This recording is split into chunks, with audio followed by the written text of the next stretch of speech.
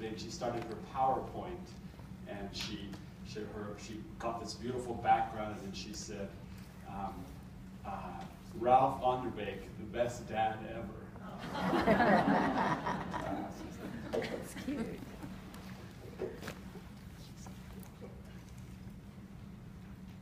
Observing master teachers at work has made all the difference in my piano teaching. It started with Gary Amano, and I just sat and watched hundreds of lessons and just took notes as an undergrad at Utah State. And then it continued.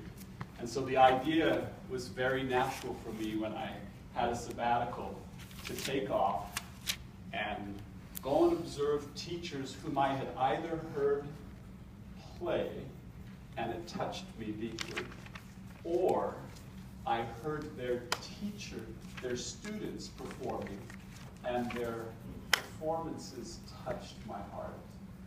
And that was how I assessed which teachers, and there were many, but I got to go and hear Veda Klipinski teach, and this is all within their own private studios, and watching them teach their students, just like what we do every day.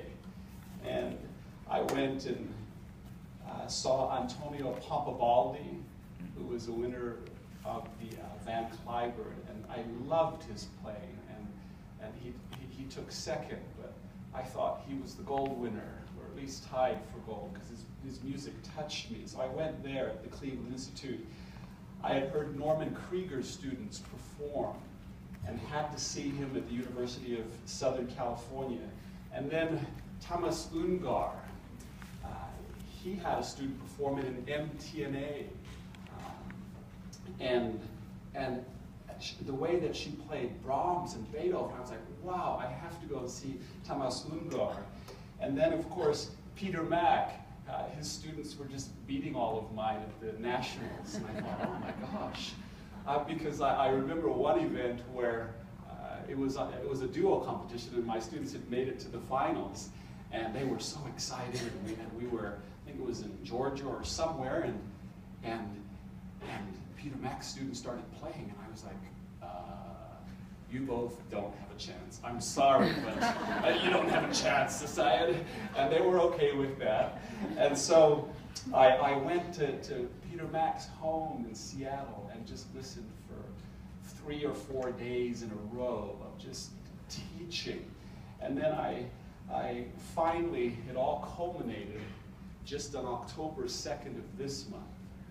I went to hear or watch Sergei Babayan. Now, Sergei Babayan just got picked up by Juilliard. He's still on the faculty at the Cleveland Institute of Music, but when they heard his student, Trifonov, play, he got an automatic bid and said, oh, will you come? And they're begging him. He was like, oh, I don't know if I want to teach for Juilliard. I don't know about the Juilliard thing. But he decided in the end that he would do some teaching there and then go back and forth from Cleveland. Well, that was an incredible experience, and it's freshest on my mind.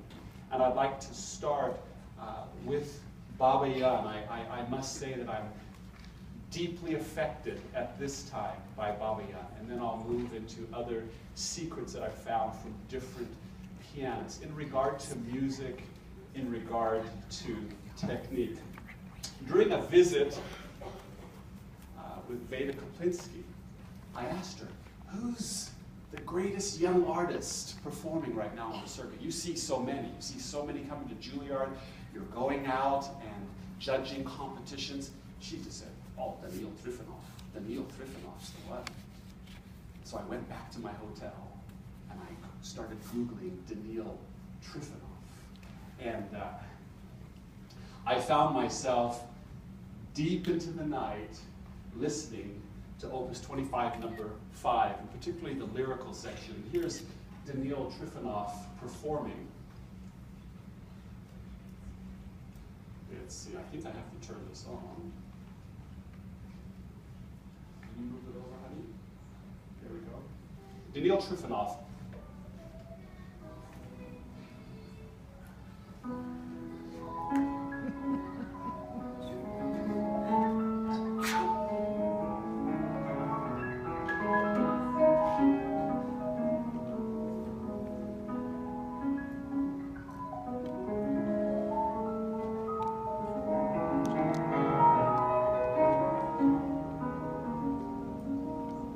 looks the way he feels every note. And she said, we chose him to win the Rubinstein competition because he loved every note. And then he went on to win the Tchaikovsky competition. Now don't criticize him for his hair or his facial expressions right here. Just listen to the music.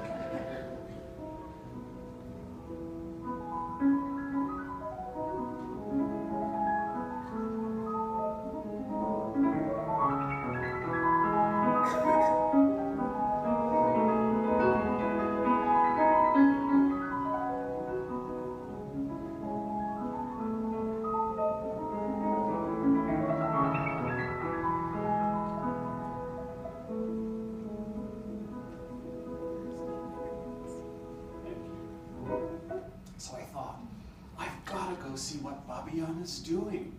And so after almost a year of trying to arrange it, it was October 3rd of this month, I finally found him in an apartment in downtown Cleveland, teaching two of his students.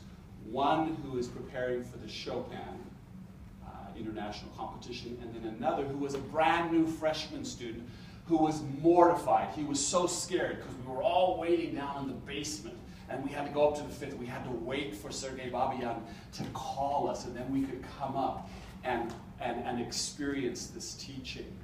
And so for the next 3 days, I sat in his apartment for 13 hours of lessons, riveted, 40 pages of notes, intense listening, never getting bored, overwhelmed by the sound that his mature student was making, and then what he was doing with his young, petrified, young student, freshman student, just starting out, it was his turn now to learn all the Chopin etudes. From that experience, two major themes emerged. And where's our screen? Number one, secret number one, sound is an inner feeling. Babayan said this over and over again. Sound is an inner feeling. Number two, as far as the physical aspect, take the sound with your fingertips. Take the sound with your fingertips.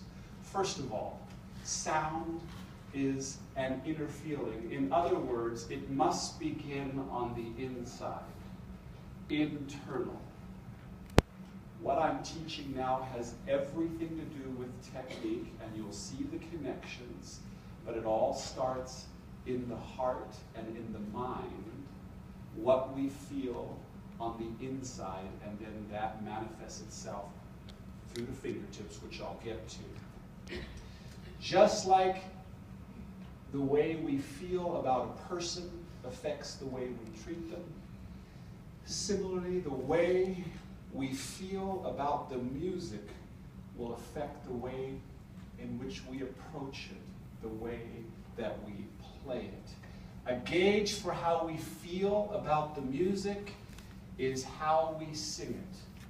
Babayan tried over and over to help a young student, and this was a little high school student, understand how to feel a phrase of music. He was playing the Mephisto Waltz. And I thought, oh my, he just stayed on that phrase for the whole hour. And he'd go, oh no, it's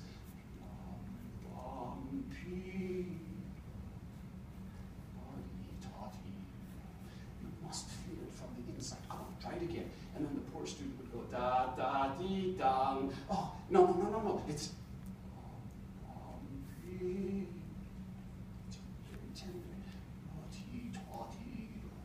and this was the lesson.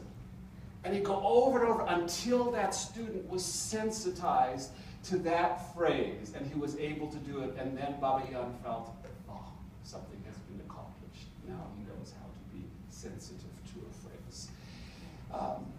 Rubinstein said, just getting done with his, finished reading his My Many Years, and something right at the end of that book he said, music began with the voice, which expressed emotional sounds of pleasure and love and fear and rage.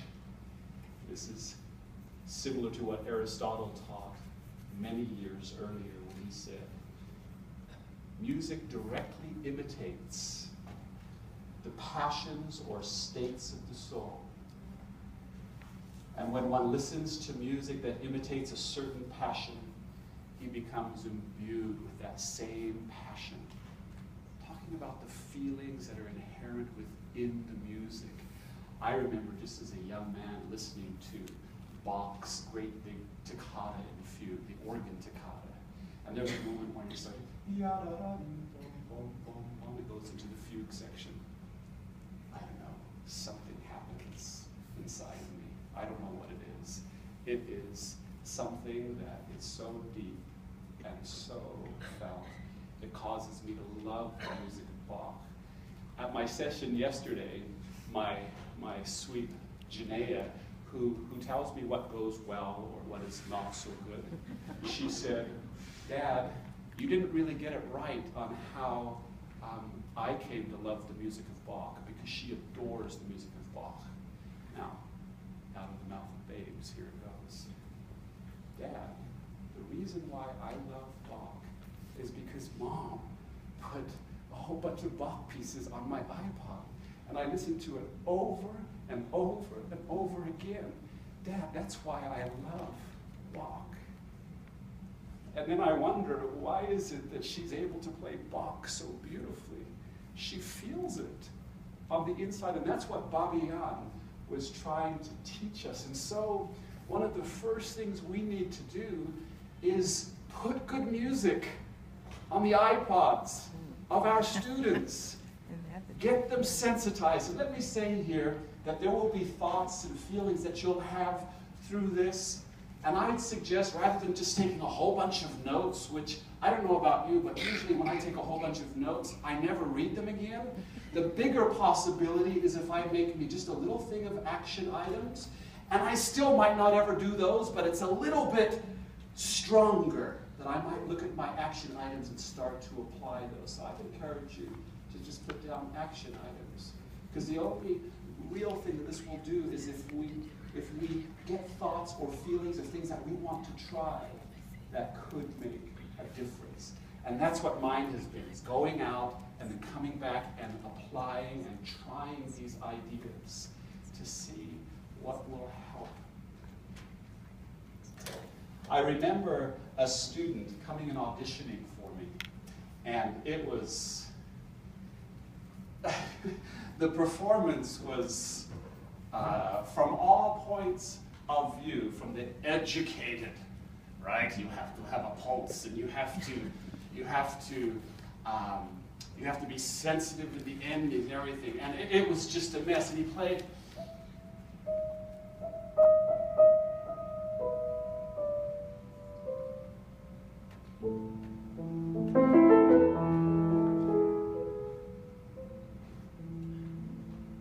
This boy would later get into Juilliard. He was about 12 at the time.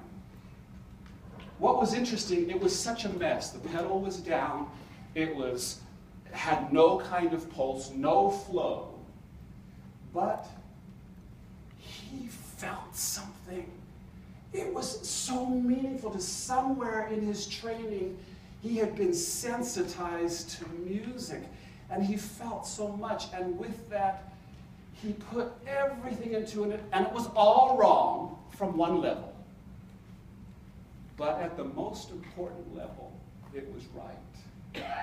And he felt it. Music is first an inner and an internal experience. Rubinstein also said, the music of the masters has filled us with the noblest emotions and gratitude. The noblest emotions and gratitude. I remember Misha Dictor saying, oh, I get to start the Schubert B-flat sonata again. Oh, I just thank God for the privilege to play this piece. Every time I get to the development section, it makes me want to weep. He's found that magic. I remember an engineer. He was a structural engineer, and he built roller coasters. And he couldn't play very well. It was very awkward. He was an older, middle-aged young man now, but he loved music so much, and so he came and he wanted Beethoven. And so we just worked on Beethoven continually, because he says, you know, I don't know what it is, but at night I just go home and I just practice this, and the music just makes me weep. It just touches me so deeply. And I love teaching him because he felt so much. And so, let me give you a little example of how we might sensitize. I remember being a dutiful student most of the time, and my teacher had me, and then I had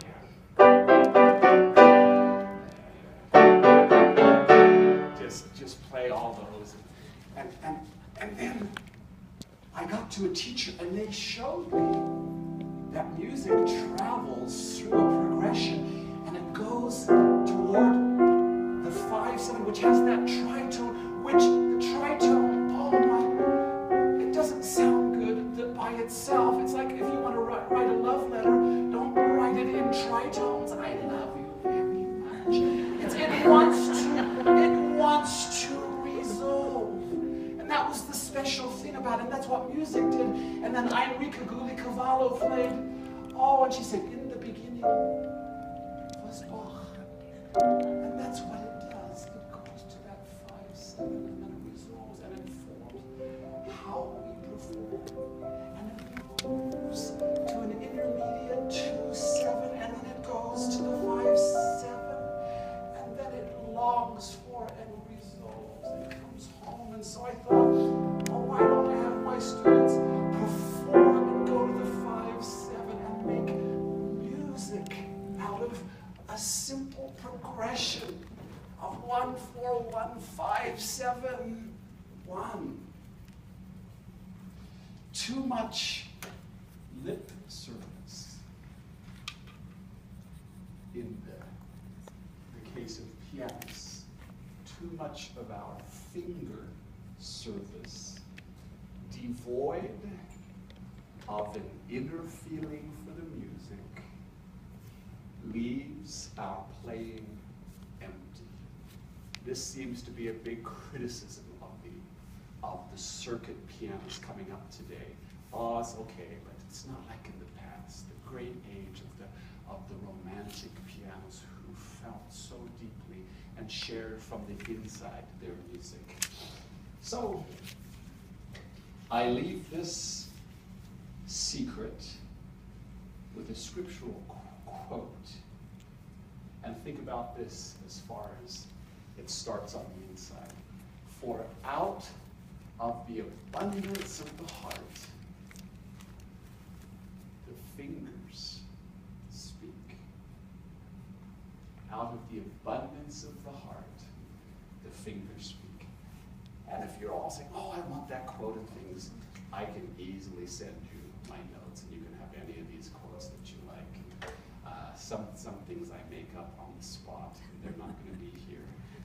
A lot of it is. Secret number 2.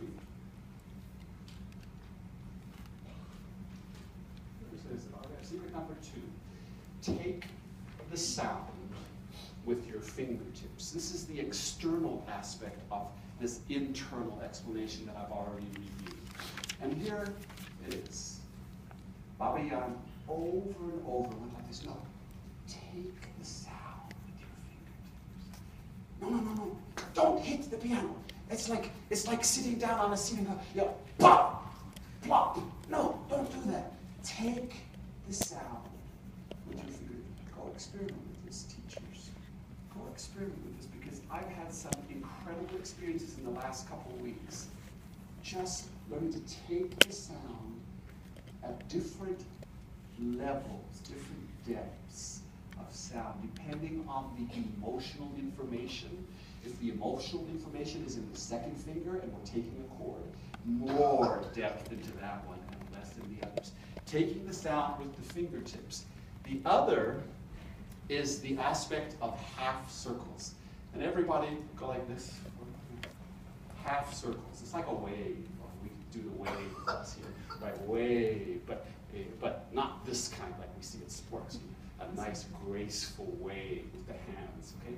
This is what Babian calls the half circle, and his students are doing it constantly. This would be the point of departure movement, is taking it in half circles, and then along with that, and he just do this over and over. No, take it. And he even said Horowitz would practice by putting his hand on just right below the keys, and he'd practice like this. And he'd practice just to get that sensation of taking the sound with the fingertips. I want you to watch Trifonov again. I've got, I believe, 3 videos on Trifonov. And I want you to watch how he takes the sound with his fingertips, and also how he uses half circles, particularly in his left hand, because the left hand is slower. And it is the most relaxed and free